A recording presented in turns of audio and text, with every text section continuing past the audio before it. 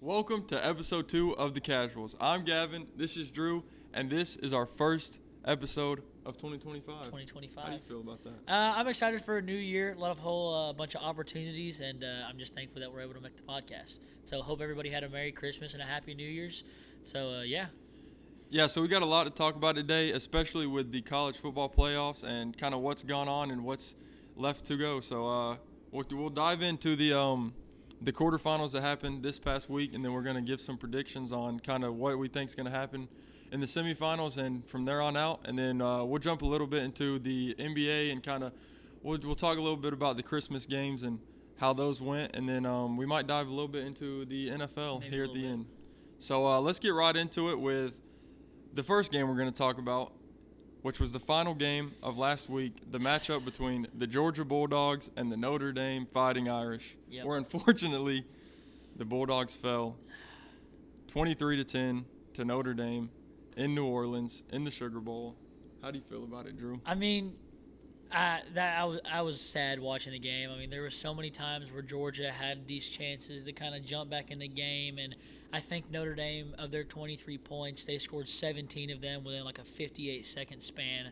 They kicked a field goal with like 43 seconds left, scored a touchdown after a fumble by Gunnar Stockton at 33 seconds, and then returned the kickoff to open the second half. So, I mean, that kickoff kind of put the nail in the casket. Cash Jones had a touchdown later on in the third quarter that kind of kept us in the game a little bit. We had a couple of fourth down conversions that we possibly could have made, and fourth down conversions we could have stopped Notre Dame on. But, I mean, at the end of the day, it was just the thing that struggled the most was probably our offensive line with our inability to run the ball. It says that we had 62 rushing yards, and every game that Georgia lost this year against Bama, Ole Miss, and now Notre Dame, Georgia offense had less than 100 yards rushing. So basically to say this season, when we couldn't dominate the line and we couldn't get our offense running with our run game, it just kind of, we weren't put in good position.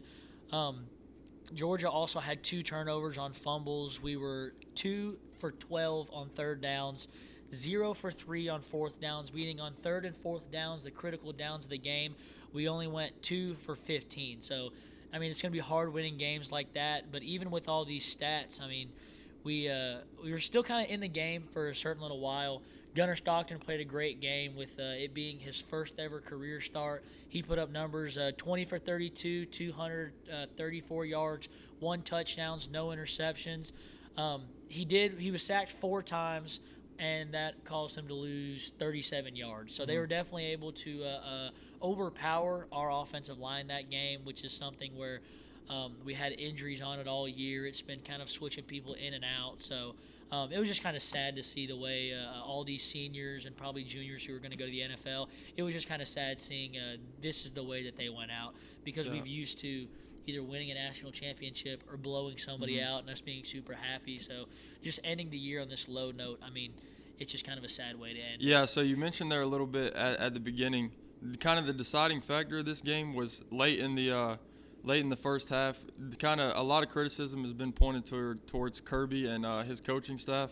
What do you think about that decision to be aggressive there at the second half and kind of how it costed Georgia? I mean, I look at it 2 ways. In my eyes, I mean, you have a dude who's just started his first ever college football game. Your O-line's already been kind of uncertain this game.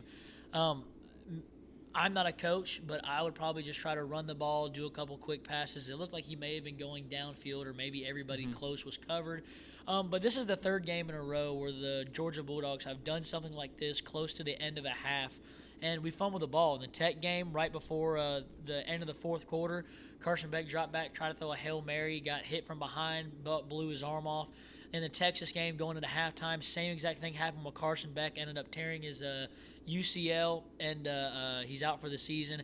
And now we do the same thing with Gunnar Stockton. He gets his arm borderline tore off. And, I mean, it's just an unfortunate thing where we just haven't been able to guard the defensive line, essentially, whenever we're trying to throw a Hail Mary toward the end of the game. So, I mean, it's just an unfortunate event that happened, and Notre Dame capitalized off of it and then returned the kickoff, which, I mean, once again, that was a hard thing to watch. Just you having all this hope. I mean, it was 6-3 before all this happened. You're thinking as a Georgia fan, 6-3 going into halftime, that's okay.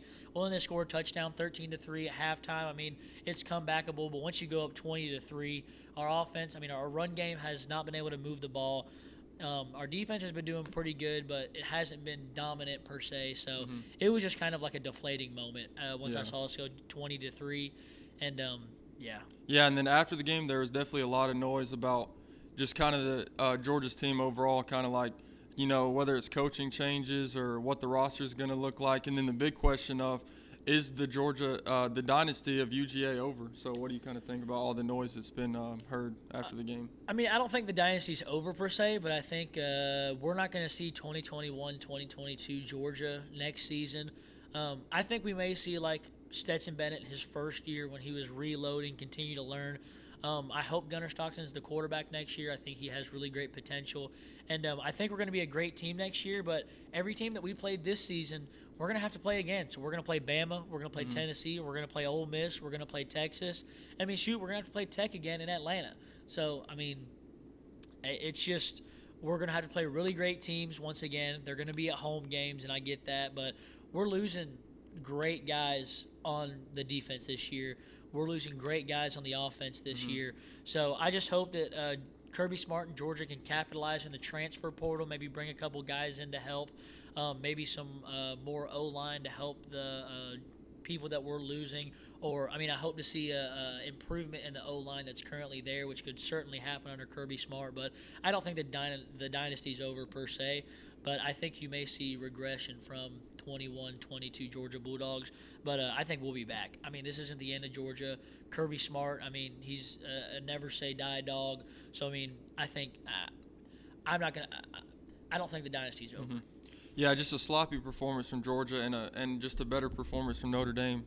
So we'll move on here.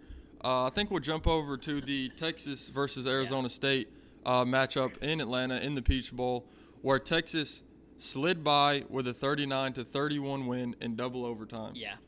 I mean, I know if I'm Steve Sarkisian, I don't ever want to play in the Mercedes-Benz Stadium ever again. I mean, he's gone to overtime 2 times in that stadium, barely winning this one, and then losing to Georgia in that one.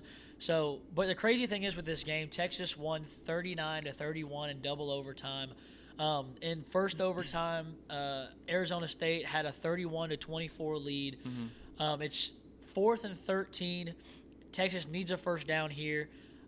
Arizona State presses up on them, and Quinn Ewers throws an absolute dart for a touchdown.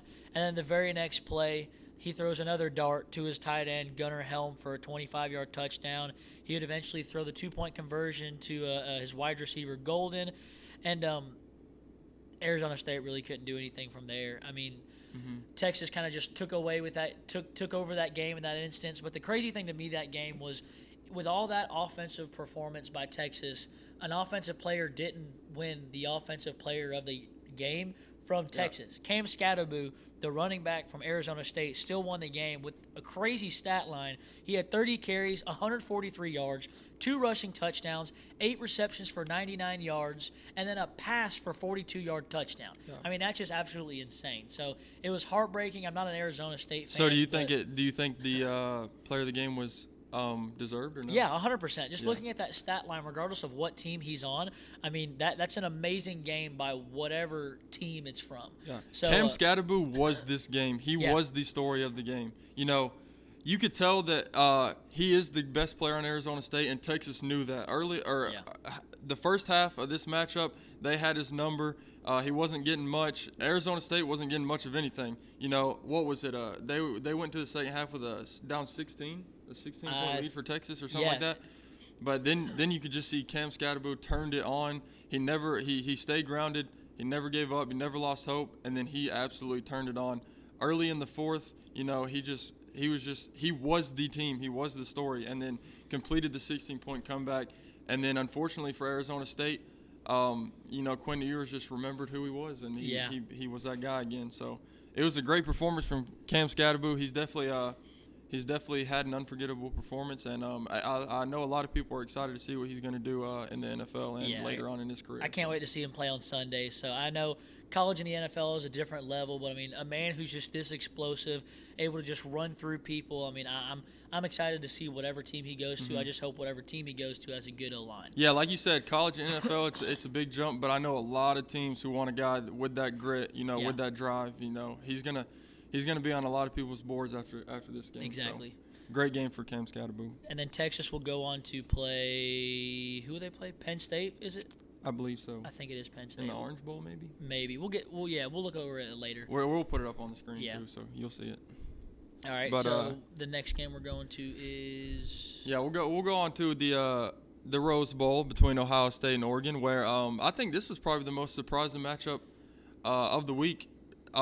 Granted that what Arizona State just did with Texas, almost taking down the only SEC team left, but this was more surprising to me how bad Oregon looked and how great Ohio State looked. Yeah, I mean, last week on the podcast, we were talking about how Ohio State was favored, and that kind of shocked both of us with Oregon beating them 32-31 at home earlier in the season. And I mean, the books definitely saw something we didn't.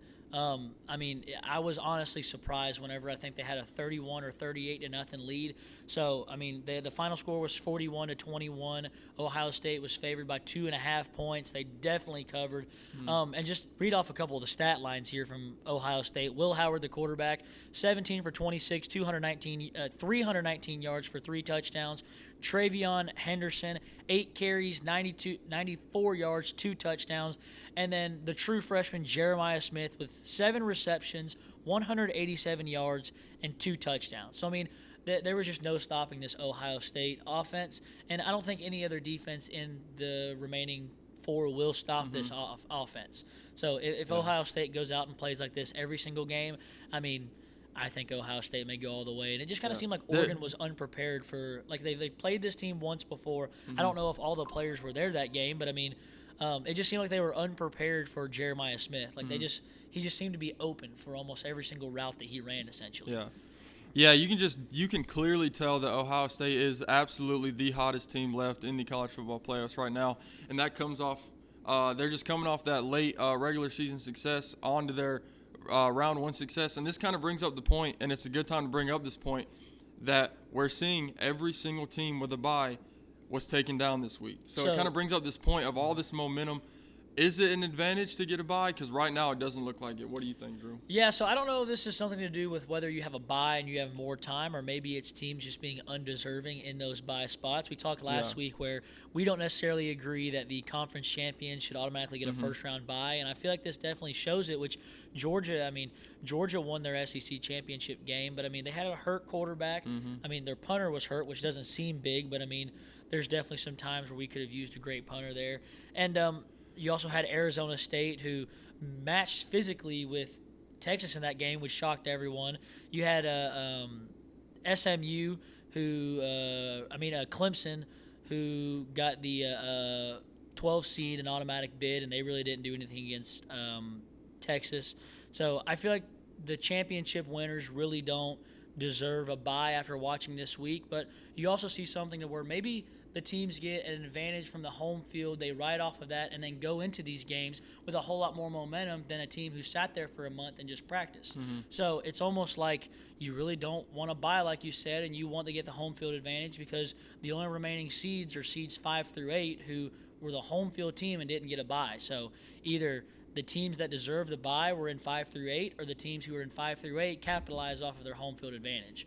So there's a lot that I said there, but yeah, and it was the same story in the final game we'll look at here between Penn State and Boise State in the Fiesta Bowl, which Penn State took home the win, 31-14, against number 3 Boise State. Yeah, I mean, Penn State kind of had control the entire game. They really could not stop Tyler Warren. He had 6 receptions for 63 yards, 2 touchdowns. I mean, he's their big tight end.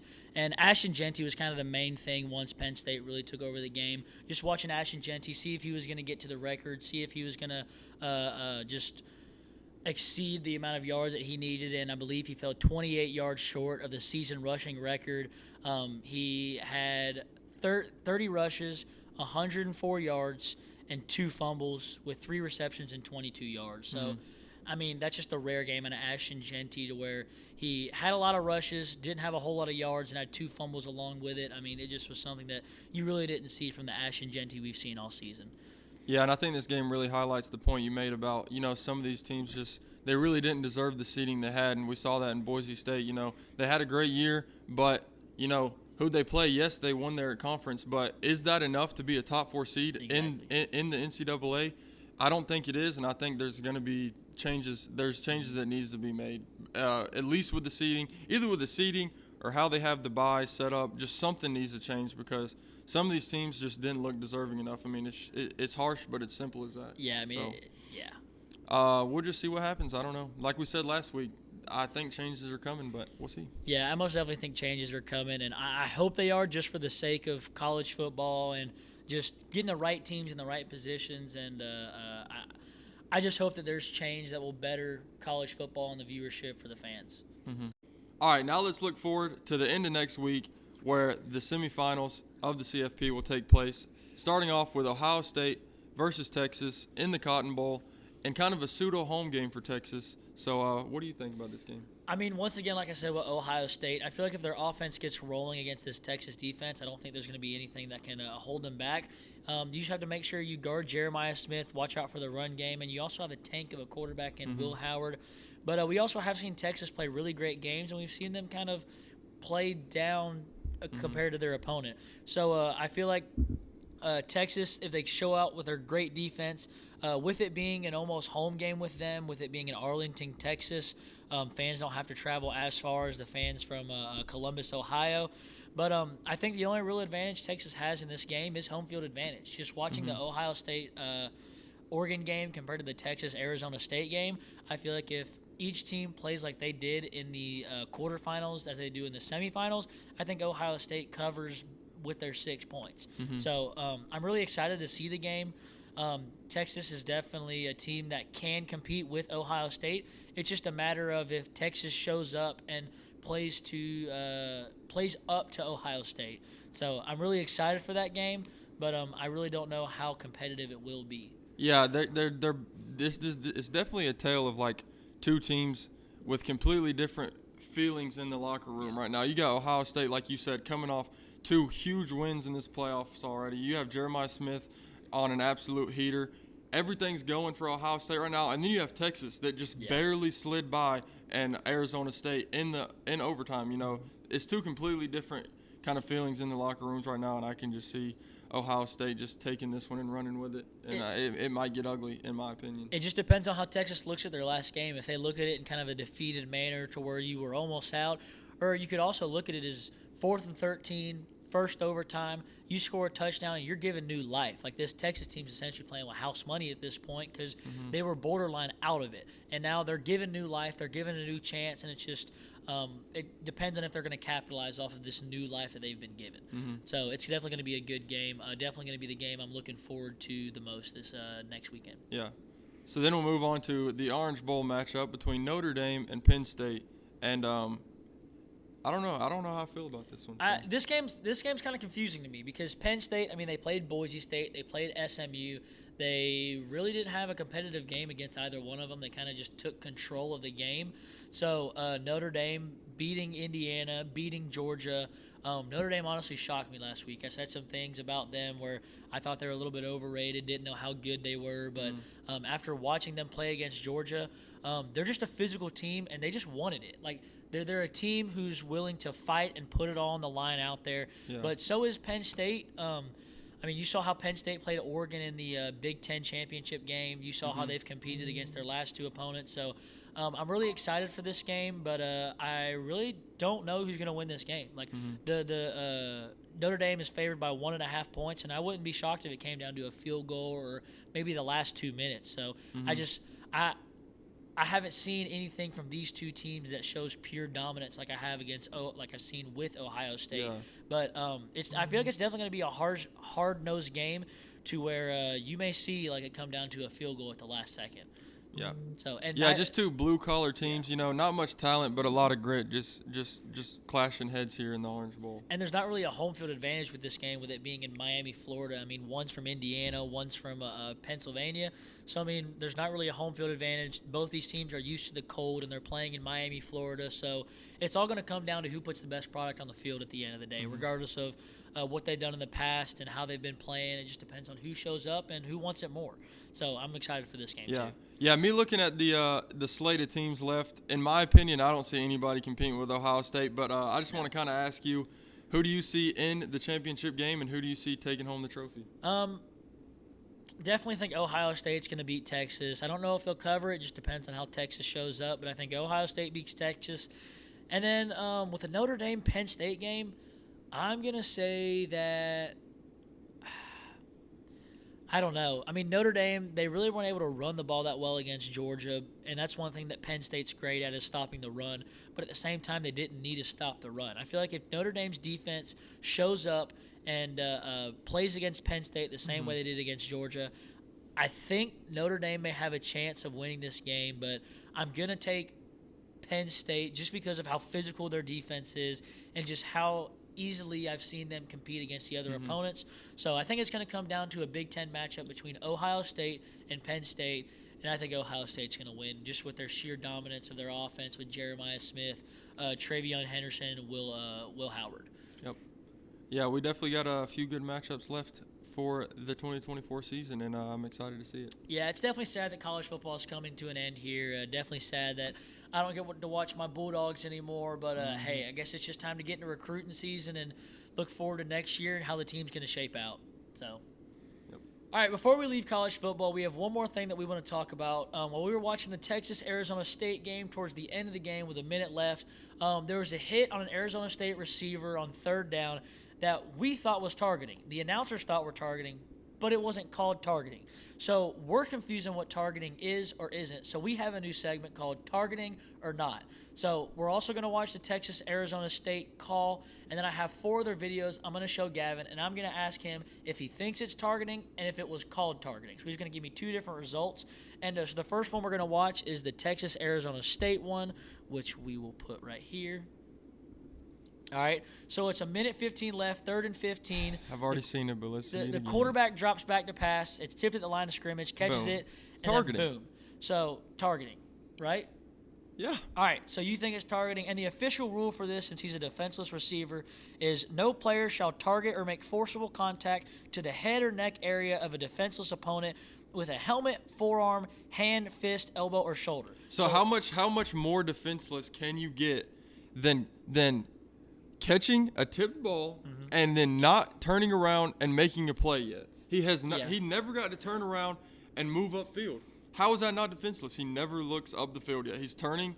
As soon as he's just about to start making a move, he gets hit. So how is that not defenseless? How is he supposed to defend himself in that situation? So it doesn't make any sense. That was a controversial call because what that could have done is put Arizona State on the Texas side of the field with a minute left and a timeout, but instead they had to punt the ball away. They stopped Texas from doing anything, or actually Texas drove down the field and had a chance to win the game with their field goal, and then they missed their field goal. Took to overtime. Texas would eventually win the game. So this was a controversial call. Yeah, Arizona State could have won the game. Yeah. You can't miss this call in that situation. I mean, that's Arizona State's entire season right there, and you miss a blatant call like Exactly. that. So that's terrible. So one other targeting we're going to look at is Georgia and Texas in overtime. We've seen this as Georgia fans, and this is whenever Gunnar Stockton runs for 10 yards to the goal line in overtime, where he eventually gets hit at the goal line, where we'll watch here.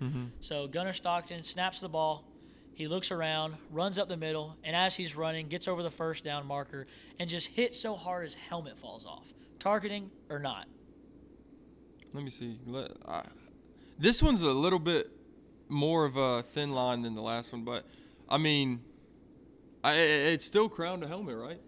So that's what that it originally was overturned and said it was not targeting due to the fact that they did not deem that it was the crown of his helmet. They said it was the side. Since he was a runner and was not a defenseless player. Yeah, since they reviewed this one, it's a little bit harder to argue. But they reviewed the Arizona State Texas one as well and still deemed that he wasn't a defenseless receiver and that it wasn't targeting. So boom. that's where they say he hit with the side of his helmet. Whenever he went to launch, he tilted How his is that helmet. any safer than hitting with the front of your helmet? Exactly. So that's my thing. If Yeah, this that's is got to about, be. That seems like a problem with the rule. Then if this is about protecting the players, then that still does not seem any more safer than someone hitting with the they top could of have their said it's helmet. because maybe he attempted to hit him with his shoulder. I don't know. But still, at the same time, it seems pretty blatant here that he comes in with the helmet and the shoulder at the same time. So that's the second targeting call we're looking at. The third one we will look at. I think that's still targeting. I still think that's targeting, but that's two targetings that we deem targeting. That's not actually targeting. So we have one between Miami and Georgia Wait, Tech. are any of these actually targeting? Yes, there are some. This is Miami and Georgia Tech. Running back gets the ball, got held up. A guy comes in and boom, hits him. Ooh. Took his helmet off. Targeting or not? Shoot, I got to see the replay. Because he comes up hurt really bad. This is Georgia Tech's running back. It's a minute 13 left in the Georgia Tech Miami game, and he got held up by one of the defenders at the line. So do I need to guess that this was called targeting too? Yeah. Do you think it was I targeting? think and it looks like it was targeting. I feel like it's not going to be called. All right, we'll keep on looking at it in a little bit, see if we can get a replay. So he gets turned around and just Wait, gets no. decked. They're calling So that, dude. No, they're gets calling that. That's a face mask right there. into a And then target, bro. That's a target. They're All calling right, that. they called it targeting. Yeah. That one was called targeting. Number 99 was ejected from the game. He got his he got his face mask held right here, turned around, and then 99 you'll see comes because the up face mask field. absolutely deems him defenseless. Yeah, And so, then straight into crown of the helmet, dude. That's double targeting. crown of the helmet and then head or neck. Yeah, that was definitely that boy targeting. got double targeted. So I remember watching that one, and I was about to be furious, even as a Georgia fan, if they did not call that targeting. So here's another one. Us as Georgia fans will know. You're going to see Dan Jackson come in here, put his head on the ball, and boom, causes a fumble against Georgia Tech. Do you think that was targeting or not? I know what happens here, and I think Georgia got away with one. I think so. To be completely honest. I think so, too, because if you look at it, we'll rewind it back here. Dan Jackson came through, and he's not a defenseless player as he's running with the ball, but you see him lead with the head or neck injury. Yeah. Literally puts the crown of his helmet right here.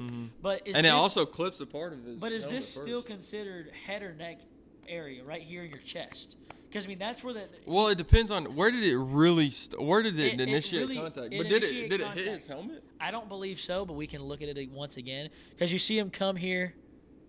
So His helmet jerked back a little bit though. But Haynes King kind of ducked down. He hit the front of his face mask and his chest. I think it should have been called targeting. As a Georgia fan, I'm happy it wasn't. But it's a close one though. It's a close one. That's what it brings up the argument Exactly. of how hard is it to call this in real time? Like you have to these referees have to make that split decision, and they do have to. They can review it, but still like. But the reviews don't because we've already deemed that the Miami one we agreed on, but the Georgia Tech versus Georgia, the Georgia versus Texas, and the Texas versus Arizona State, all three of those we think it should have been targeting, and it wasn't. So even after reviews, apparently I just wish somebody would come out and explain every single targeting or not targeting call after games were over. Like this is the reason we deemed it not targeting. This is the reason we deemed So you it think targeting. you think referees should be held accountable? I Like think they they almost should. should have like Yeah. press conferences and have to explain themselves. I've been saying I would want that. If I was a referee, I would not want to do a post game interview. But as a fan, I would love to see post game interviews, like with the Georgia Tech game. This is a big problem in all sports. Whenever too. they redid the pass interference call that helped out Texas, I would have loved to see a post game interview with that referee and asked him like, what changed y'all's opinion about the pass interference. I wish they had some form of that. Just some form of accountability Some for referees. form of accountability. All right, going into the last one, it's Arizona Wildcats and the BYU Cougars. So this one right here, you're going to see the running back kind of slip out to the side. Quarterback's going to dump it off, and a player's going to make a big hit on him. So this one it doesn't look like a big hit to me, but you'll see the results. You'll see the hit. You'll see the contact. All right, so right here, you're going to see the quarterback's going to drop back. The wide receiver's going to slip off to the left, pass it off to him, and then hit. That's not targeting? You don't think it is targeting? Wait, let me see it again. This is the slow-mo right here. Oh, yeah, it's targeting. That's straight crown of the helmet. But in live time, it looks like the most All right, he just hit him out of Yeah, bounds. from that view at least, I Exactly. thought he hit him with his shoulder. But I thought his shoulder checked him a little bit. But until you get to the slow-mo right here where you see him Boom. duck down, put crown of the helmet to the face mask, it doesn't look like Did targeting. they not call that? They did call it targeting. Okay, they did. So we had 2 targeting, 3 not targeting. We only agreed on the 2 targeting ones. Yeah. But So it's easy to see a target. it's easy to see. It's easy to see a targeting. If they hit, bro, why is targeting not just helmet to helmet? Exactly. Why But why can it not just be that simple?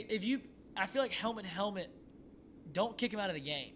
Like if Yeah. it's targeting, kick him out of the game. Helmet to helmet, make it a 10-yard penalty. Yeah, like make them Like- separate penalties. Exactly. So like in the NFL, I'm pretty sure they have their helmet to helmet or unnecessary roughness, something like that. And they don't get tossed out of games. Yeah. I mean, it's just a 15-yard penalty. You may get like a personal like foul or maybe like a penalty. Or Targeting. a fee. So do you think there should be like helmet to helmet, and then targeting is like a malicious intent thing? I feel like, but it's also going back on the refs. How did they determine the intent of the Well, player? but that's the whole thing here. Is Exactly. it looks like the refs are already like determining this based off, it's subjective already. Exactly. So why So- not give them the discretion to make that call on if it's malicious or Yes. not? Because it looks like they're already doing that. Targeting and pass interference are 2 of the most like judgment calls. Yeah, by like a in the ref. moment, like exactly. And I've heard refs in the past even say that, where they're like, not refs, but analysts, they say, oh, they just can't call that in this situation, dude. A A penalty's penalty is a penalty. I don't It's got to care. be Exactly. like So it doesn't matter. Like yeah, that was our targeting or not section. Let us know what y'all think about the targeting calls, whether y'all agree or disagree with this. But I just wish there was a way that we could finally understand what targeting is, what targeting isn't, and then what's roughing the kicker and what's roughing the running into the yes, kicker. no. That's another thing as Georgia fans, but like yeah, just make sure to let us know in Yeah. the comments. Do you think there is a problem with targeting? And if you do, if you agree with us, what do you think needs to happen to fix it? And what are your opinions on post game interviews Yes. for refs? So that's the end of our targeting or not segment. All right, so now let's dive into some NBA basketball, and we just want to specifically go over the historic Christmas Day that the league had this season. We saw a five-game slate of just some great basketball this season. We saw the New York Knicks go up against the San Antonio Spurs, where Victor Wembanyama put on an absolute masterclass in his first NBA Christmas game ever with 42 points, 18 rebounds, 4 assists, and a couple blocks and steals to go along with it. But as you can see, that the New York Knicks still took down the San Antonio Spurs 117 to 114 in an absolute thriller, where Mikal Bridges also dropped 41 points with a couple assists and a couple rebounds to go along with it. And this game was crazy. It kicked off the NBA Christmas Day, and it really set the tone for the rest of the day. And it was a historical game in and of itself, because Victor Wembanyama and Mikal Bridges became the first opponents to each drop 40 points on Christmas Day since 1961, Dang. where Wilt Chamberlain and Oscar Robertson were the last to do so. So just a crazy game. On Christmas Day, these NBA games, they've always just had a heightened level of just competitiveness and just pageantry, and it's just always been awesome. So there was 4 other games. As always, LeBron and Curry, they're always going to be on Christmas. They always put on a show. This was LeBron's 19th Christmas Day appearance of wild, his dude. career. That's- 19 Christmas games in a 20-year career. Just insane. Dude. And they put on a show. What you got to say? That he's had as many Christmas games as years have been on this earth. Like I'm 19, and this is his 19th Dude. Christmas game. Generational, man. I don't know Dude, what to tell that's you. That boy wild, to go. dude. Let go. That's wild. What you got to say about it? Let go. Dude? I've never been a huge fan of LeBron James. Let go. But I mean, he's just doing things that are out of this world at this point. Like Let go. I don't know, dude. I don't watch NBA, you know that, but like I do keep up with LeBron James a little bit, and just the LeBron Curry like legacy games that have happened, and it's just been wild. Like if it wasn't for LeBron and Curry, I probably would never watch any basketball. Yeah, well, as we see here, Legoat goes for 31 points, 10 rebounds. But Curry, on the other end of the court, goes for 38 points with 8 three-pointers. So that's they put on wild. another absolute show. 2 absolute thrillers in one day. NBA Christmas. Man, They're it's both in prime their 30, time. right? Come on now. They're both in their 30s, right? Curry's Yeah, definitely deep 30. into it. Yeah. LeBron is not in his 30s. LeBron's 40s? Yes. Bro, he's old. Happy birthday, Legoat. Dude. It was this past week. Oh, okay. Boy, 40 Dude, years that old, man's man. Come old, on up. dude. Yeah, but this was a crazy game, especially late getting into the fourth quarter. Curry with 17 points in the fourth to bring his team all the way back from, I think they were down, around 10 points at one point. But he hits the game-tying three with only 7 seconds to go. But then Austin Reeves, the young gun, comes back, strips the ball, gets down the court, gets the game-winning layup.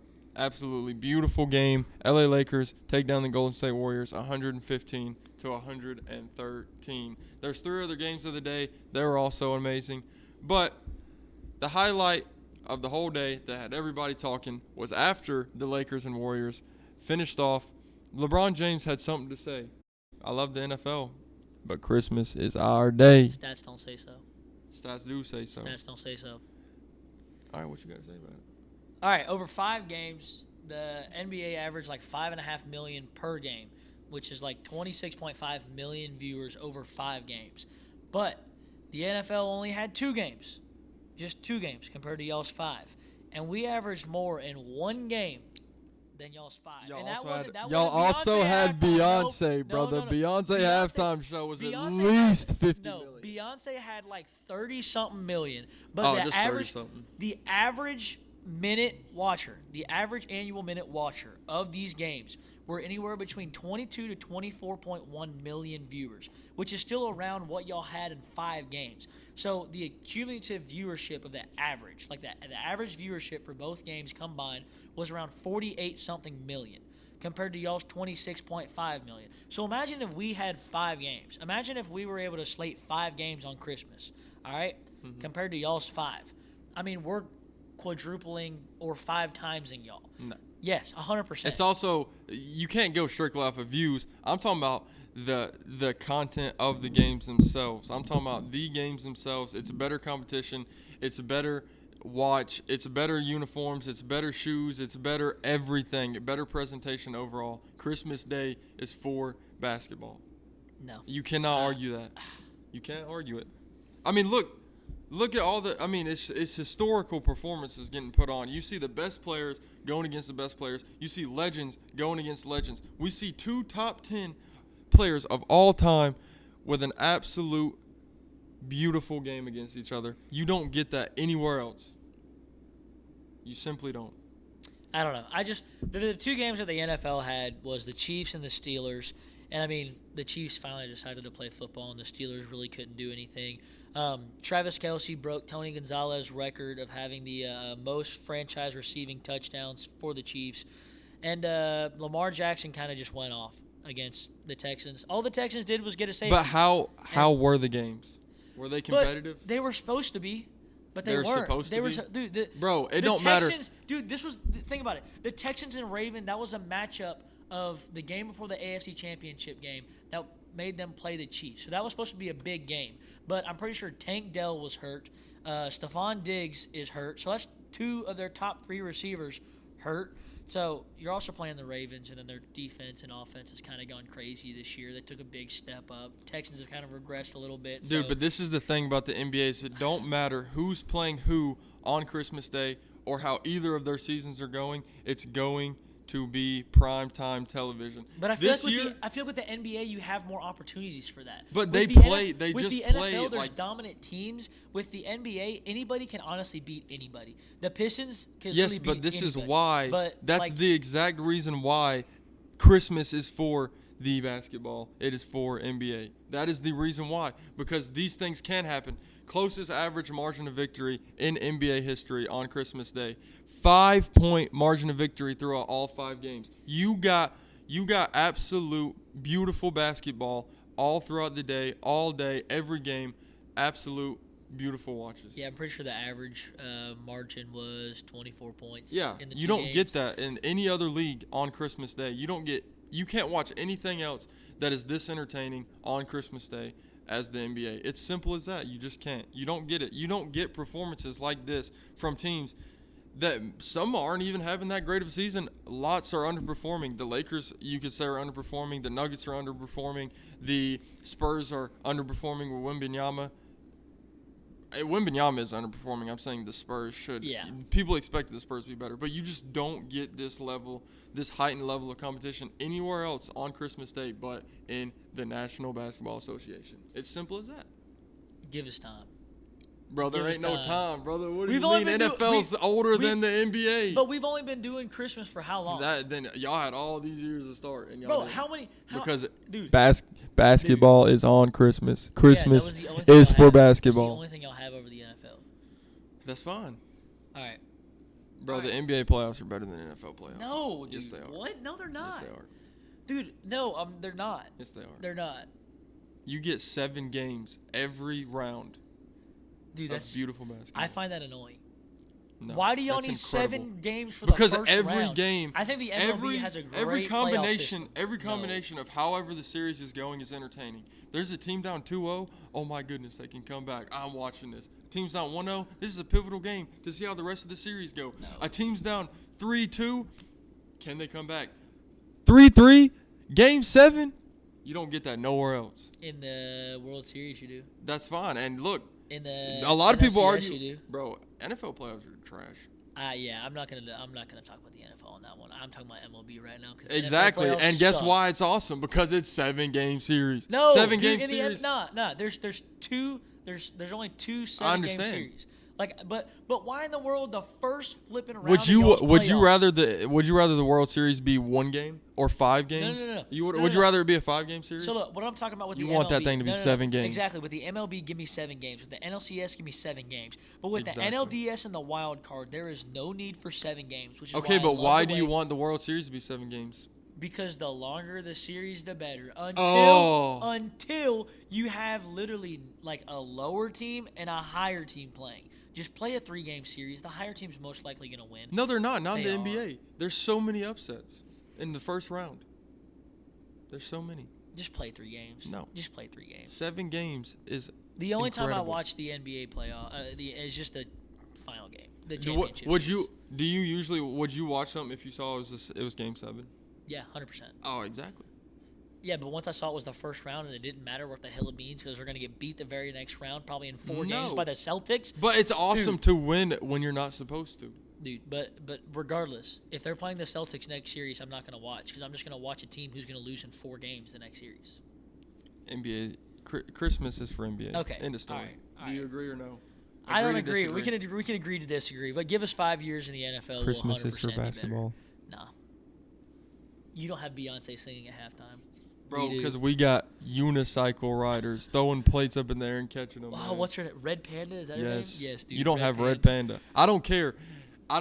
It's culture over views, man. Who cares if the whole world's watching? It's still awesome. All right. You and your 5 million viewers a game can go have fun. And we also don't get put on Netflix, so. I have a Netflix account. There was nothing. Yeah, wrong with that everyone for me. just has a Netflix account. They're just like, oh, a game's on? I'm just going to click on it. Yeah. Yeah, It's how you game get was dying. views. It's how you get views. I mean, Whatever, we're done. yeah. Last but not least, we'll jump into the NFL. It's not Christmas Day, so I guess we can talk about the NFL. Yeah. And but in all seriousness, it's getting down to it for the National Football League. Getting to playoff times. A lot of teams are scrapping their way to try and get themselves a playoff spot. So why don't you break it down first, Drew? So in the AFC right now, there's one more spot available in the AFC wild card, and currently the Broncos are the holder of that spot with a 9-7 record. But the Miami Dolphins and the Cincinnati Bengals are 1 game behind at an 8-8 record. So if the Broncos win this week, they automatically clinch the spot. Mm-hmm. But they're playing the Chiefs. But their quarterback is Carson Wentz. So are we going to see a Carson Wentz legacy game? Or are we going to see a Carson Wentz, let me just not screw up this game?